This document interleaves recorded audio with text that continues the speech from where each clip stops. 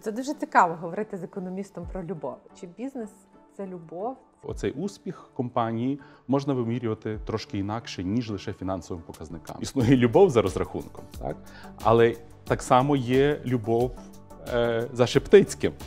Так само є бізнес, який створений з любові. Коли ми, в принципі, говорили про Шептицького і думали, яким чином зробити певну методологію, не знаю, вивчення і слідування. Шептицькому притаманне було дуже довготермінове мислення. Чи можна навчитись довготерміновому мисленню і як нам може допомогти митрополит Андрей?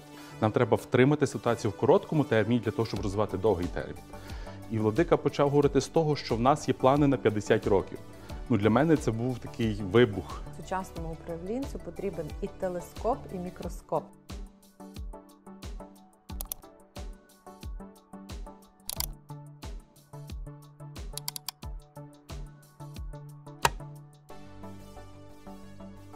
Ярослав Притула, декан факультету прикладних наук Українського католицького університету, кандидат фізико-математичних наук і професор з кількісних методів прийняття рішень та економічного аналізу.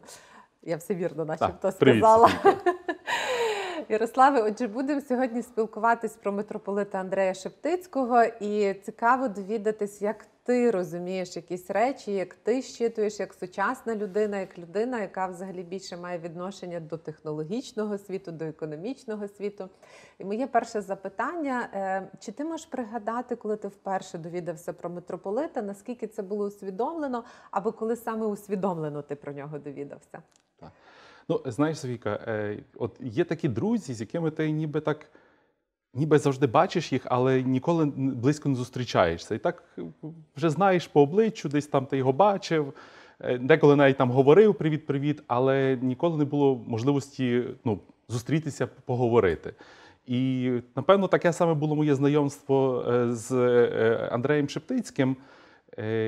І в нас була можливість зупинитися, поговорити. І це було десь, мабуть, років 17-20 тому. Моя племінниця пішла вчитися в школу Джерельце, тут близько біля Оку.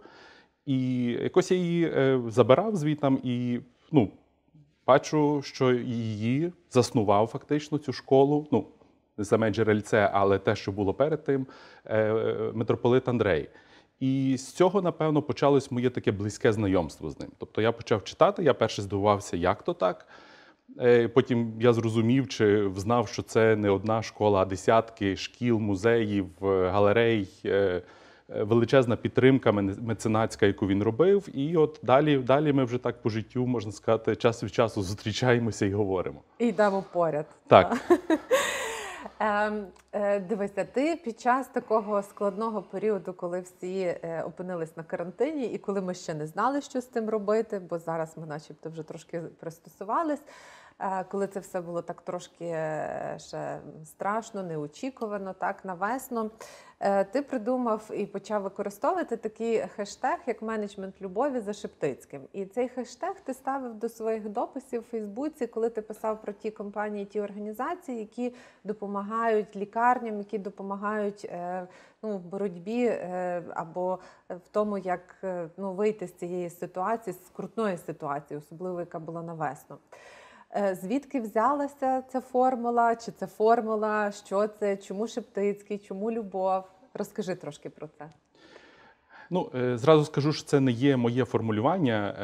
Насправді я його запозичив чи отримав в розмові з Євгеном Глібовицьким, коли ми, в принципі, говорили про Шептицького і думали, яким чином зробити певну методологію, не знаю, вивчення і слідування, так, отих зустрічей з Шептицьким, так, тобто як йти поряд зі Шептицьким. І Євген якось сказав про те, що, мабуть, одна з найважливіших речей, навколо чого ми можемо це робити, це є поняття любові, так, любові за Шептицьким, і, відповідно, менеджмент, управління любов'ю чи любові за Шептицьким. Що воно не має якоїсь зараз формули чіткої, так? Ми хочемо мати цю формулу, ми хочемо вирізнити і сказати певні правила, як зазвичай буває з будь-яким поняттям менеджменту, ми знаємо, що тоді робити. Так? В даному випадку, що треба робити, це любити. І зазвичай ми, коли говоримо любити ближнього. Для мене, от чому я почав це застосовувати в тих формулюваннях, коли йшлося про компанії, які допомагали лікарням, наприклад. Тому що це навіть допомога не ближньому, а дальньому. Тобто ти не знаєш, кому ти допомагаєш. Ну, зазвичай легко допомагати, чи зазвичай люди допомагають тим, кого знають. Так, вони підтримують, бо це є близькі стосунки. Але мені здається, що Шептицький йшов далі, він допомагав тим, кого він не знає. Так? Ну, він допомагає нам зараз, він точно нас не знав. Так? Я пам'ятаю відео, коли блаженніший Любомир розповідав про своє знайомство з Шептицьким. Він каже, що це було якесь свято спортивне, і його тато привів на якийсь стадіон чи не на стадіон, і він здалека бачив Шептицького. Він каже, ну я його то бачив, а чи він бачив мене, чи він знав, що я буду його колись наступником? Отут так само. Тобто ми багато спостерігаємо, і ми багато зараз отримуємо того, що Шептицький колись нам дав. Так? І мені здається, що тут якраз цей хештег, чи цей менеджмент любові дуже підходить, тому що коли ти допомагаєш тим, кого ти не знаєш, ну це як не любов, так? Як не самопожертва. Така пожертва комусь. І я думаю, що це може бути дуже добрим напрямком для менеджменту і компаній. Це дуже цікаво говорити з економістом про любов. Я хочу сказати, що мене цього року дуже здивувало, тому що коли ми мали випускні урочистості в УКУ, наші всі випускники, вони записували різні відео, відеозвернення, і майже всі вони говорили про любов. І це вразило багатьох наших друзів, багатьох наших жертводавців навіть за кордону. От якщо говорити про любов, чи бізнес – це любов? Чи ці два поняття якось можуть стояти поряд? Тому що зазвичай так, я не знаю, чи так сприймається. Ну, мені, як і напівматематику, можна це легко сприймати, тому що ми говоримо перетинами. Тут є великий перетин, так, цих понять. Тобто, ну, ми знаємо, що бізнес – це щось таке, де треба розраховувати. Так? Тобто ми калькулюємо, ми прогнозуємо і на основі цих наших планів діємо. Ну, існує любов за розрахунком, так? Але так само є любов за Шептицьким. Так само є бізнес, який створений з любові до свого клієнта, де ти любиш своїх працівників. І от знову ж таки, поняття любові в даному випадку – це якась пожертва. Так? Ти жертвуєш чимось заради інших, ближніх, дальніх. Так? Тому от, кажу, є великий перетин. Я би дуже хотів, щоб ці поняття співпадали.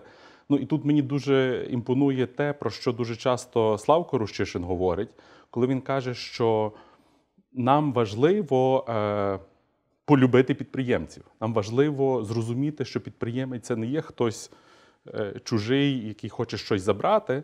Це є той, хто хоче дати нам певну цінність. Так? І дати цінність, ми беремо цінність, так? Але ми також якусь цінність даємо цьому підприємцю. Так? Тому це є стосунки, так? А стосунки базовані на любові – це найкращі стосунки. Так, ну може це дійсно те, чого трохи бракувало капіталістичному транзакційному світові, за що є дуже багато критики, але з іншого боку є дуже багато там елементів, які можуть нас до цієї любові врешті-решт підштовхувати. Там та сама конкуренція і те, що ми хочемо, чи потрібно любити клієнта. Так? Я погоджуюсь, тому що Адріан Сливоцький часто каже, ну, чи хтось з підприємців каже, я дійсно люблю своїх клієнтів. А насправді, якщо ми дійсно любимо, то ми їм даємо кращу цінність. Шептицькому притаманне було дуже довготермінове мислення. Він довго очолював нашу церкву. Мало того, що він довго її очолював, він переживав дуже різні складні часи з церквою. Він переживав кілька змін влади.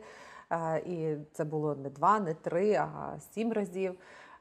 При цьому всьому він вмів мислити дуже довготерміново з приводу розвитку не тільки церкви, але взагалі українців як нації. Ми не дуже часто це бачимо в бізнесі. В українському бізнесі зазвичай, якщо немає повернення інвестицій за 3 роки, то проект не дуже привабливим вважається. Чи можна навчитись довготерміновому мисленню і як нам може допомогти митрополит Андрей тут? Для мене митрополит, він є поєднанням і довготермінового мислення, але також і того короткотермінового менеджменту. Так? Тому що насправді він жив в ті часи, коли слова Кейнса про те, що «in long run we all are dead», так, в довгому терміні ми всі помремо, скажімо так, лише зароджувалася ця економічна, скажімо так, ідея, що треба дивитися і на короткий термін, тому що нам треба втримати ситуацію в короткому терміні для того, щоб розвивати довгий термін. І те, що робив митрополит, мені здається, воно має в поєднанні. Так? Якщо він не розвивав ті бізнеси в той момент, то якою Галичина була би зараз, де ми були зараз, я не знаю.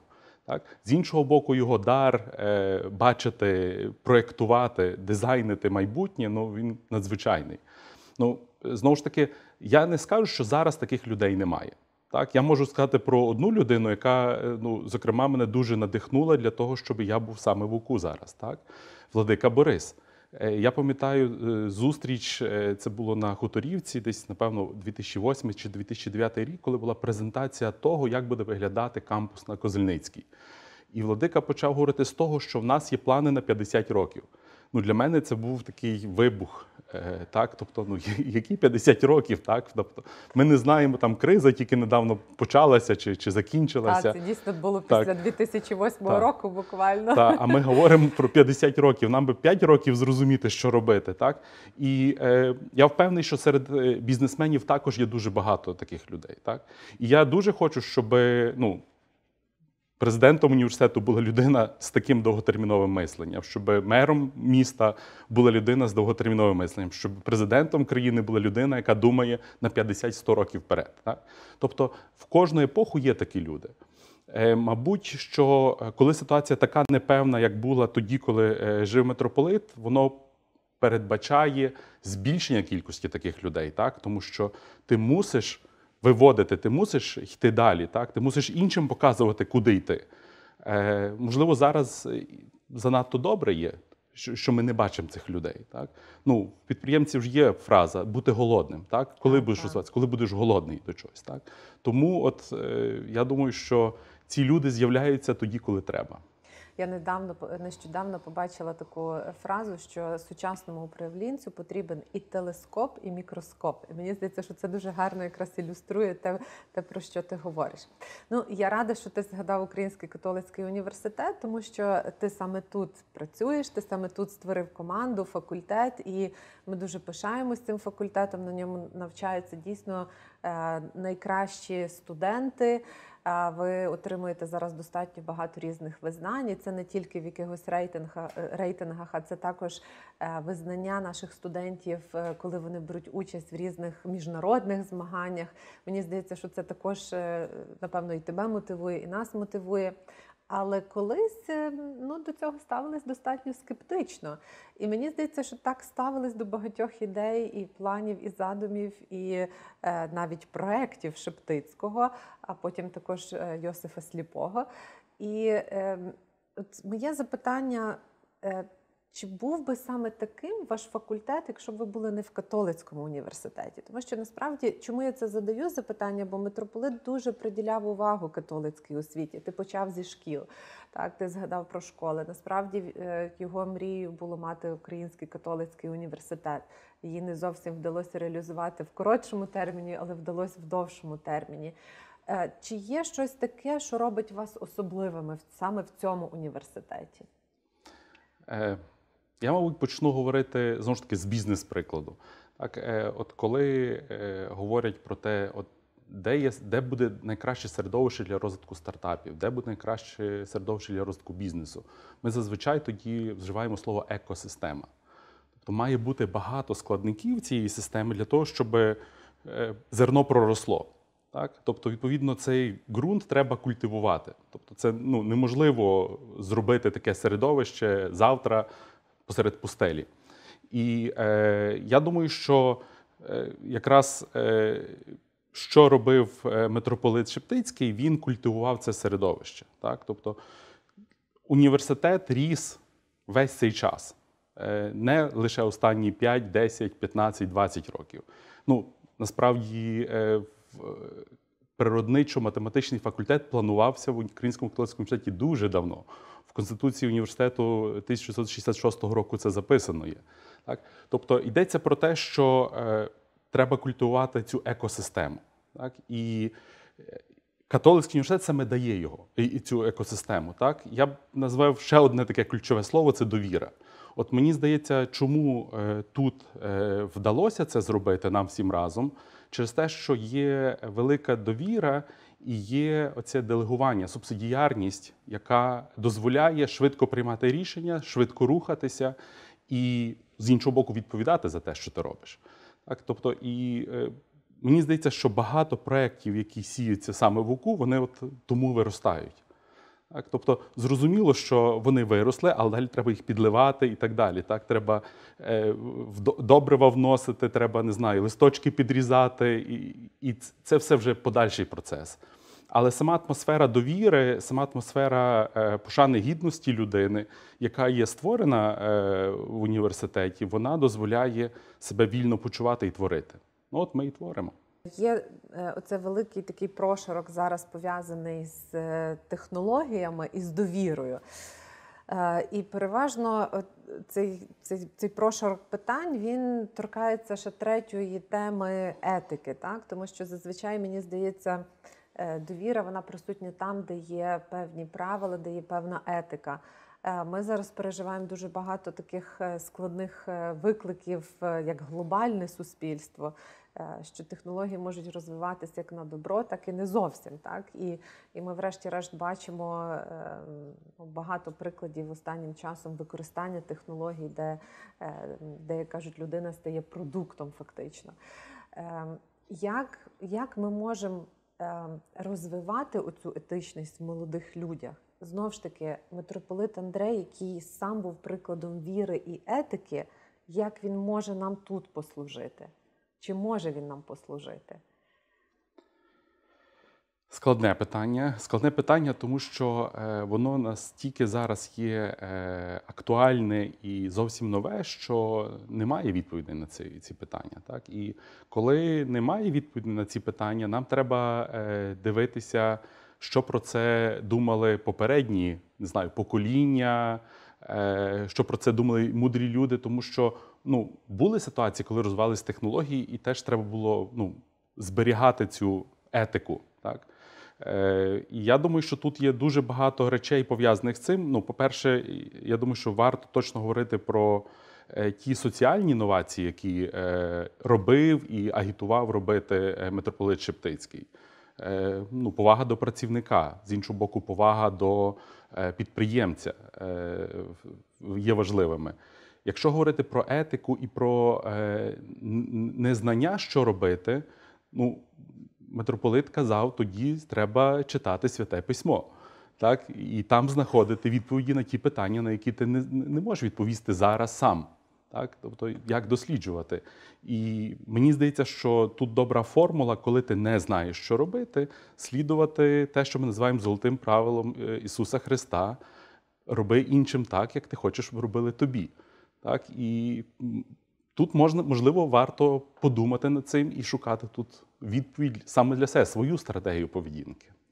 Тобто, насправді, все виглядає дуже складно, але можна розкласти до дуже базових принципів і дуже базових компонентів. Так, за рік-два, за 10 років ми будемо знати більше, можливо, будемо мати більше інструментів чи контролю цих технологій, чи ми будемо розуміти, що ми цього не можемо контролювати. Тобто зараз є точка бурифікації, де ми не знаємо, куди ми точно підемо.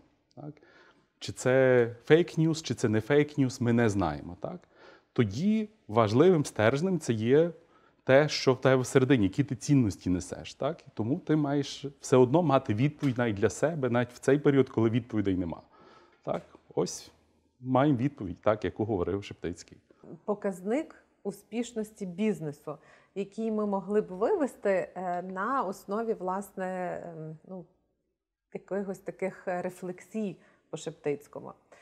Чи ти міг би трошки більше про це розказати? Ідея якби не нова. Багато хто говорить про те, що фінансовий показник, яким керується чи країна, ВВП, так, чи компанія, він є доволі обмежений. Він є в добрих умовах, він може бути і добрий, тому що більші доходи, це означає, що до тебе йдуть клієнти, яких ти ціниш, і вони тебе цінять, тому вони тобі дають свої кошти, і бізнес розвивається, і фінансовий показник – це і добрий показник вимірювання. Але є моменти, коли він не працює. Так? Тому що, знову ж таки, ми говорили про всякі фейки, всякі неетичні речі. Вони дозволяють маніпулювати, махлювати і на цьому отримати надприбутки. Як відрізнити одних від других? Шахувати. Так. Як відрізнити одних від других? Немає однозначних відповідей. І, можливо, нам треба почати думати над тим, щоб в бізнес-школах, в університетах вчити студентів тому, що оцей успіх компанії можна вимірювати трошки інакше, ніж лише фінансовими показниками. Не лише ROI, ROE, ВВП і так далі, а якісь більш інтегральні показники. Це доволі складно, тому що те, що хоче податкова від бізнесу, це є гроші. Так? Це все вимірено в грошах. Так? І тому таким чином і розвивається зараз ця наука менеджменту, так? Що успіх вимірюється через показники грошові і, відповідно, тому що ми так звітуємо. Якщо попробувати змінити ситуацію, якщо попробувати, зокрема, і на державному рівні брати і інші показники. Наприклад, скільки робочих місць ти створив? Зараз одна з найбільших проблем економічних – це проблема нерівності і проблема робочих місць. Так? Чому не пробувати міряти успіх саме створеними робочими місцями? Так? Знову ж таки, це трошки інакше, ніж давати пожертви лише. Так? Це те, про що митрополит говорив, коли треба давати не лише кошти, а давати можливості людям себе реалізувати.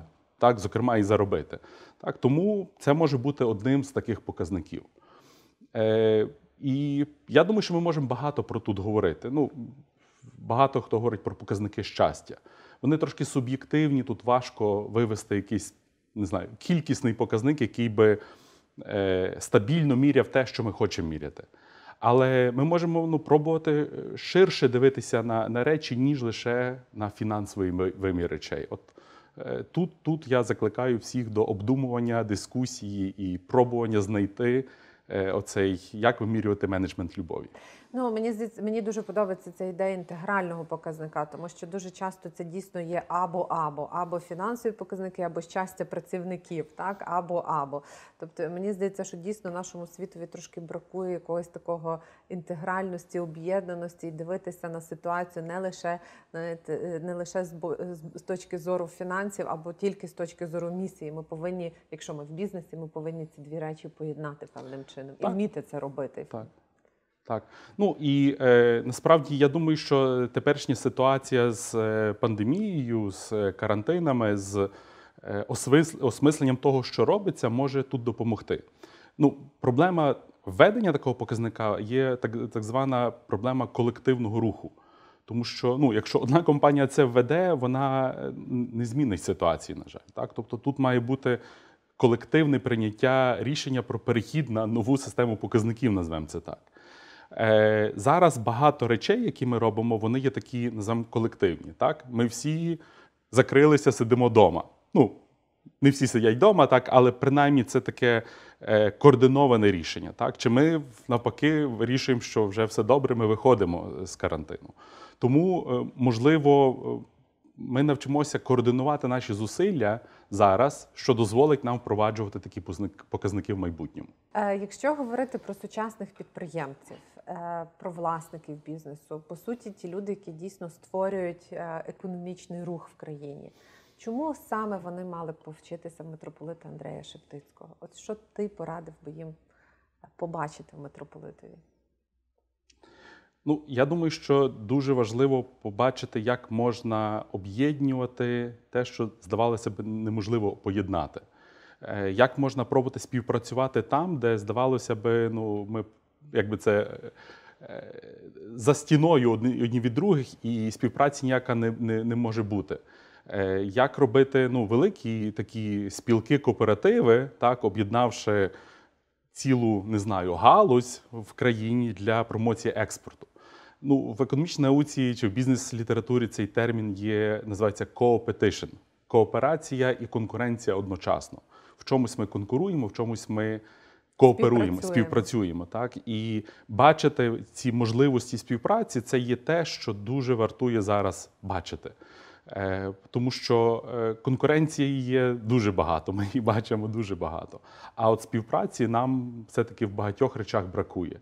І бракує вийти поза межі малої гри, де є тільки конкуренція, побачити більшу гру, де співпраці може бути більше, ніж той ж самої конкуренції.